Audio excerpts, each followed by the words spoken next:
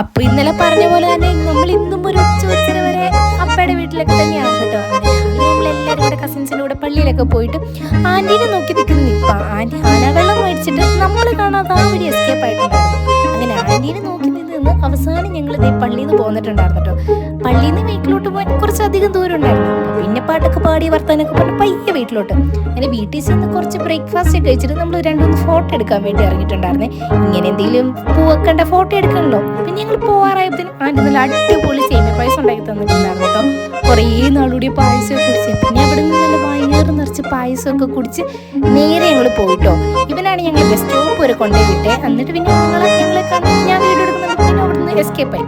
പിന്നെ അവിടെ വന്ന് ഇറങ്ങിയപ്പോഴത്തേനും അപ്പം വിളിക്കാൻ വേണ്ടി വന്നിട്ടുണ്ടായിരുന്നു. പിന്നെ അപ്പയോട് അവിടുത്തെ വിശേഷം എല്ലാം പറഞ്ഞ് വീട്ടിൽ വന്ന് അത് സമാധാനമായിട്ട് റെസ്റ്റ് എടുത്തുകൊണ്ട് നിർത്തേനും നമ്മുടെ ഐസ്ക്രീം ചേട്ടൻ പണി അടിച്ചു ഐസ്ക്രീം മേടിച്ച് കഴിച്ചു. അപ്പം അത്ര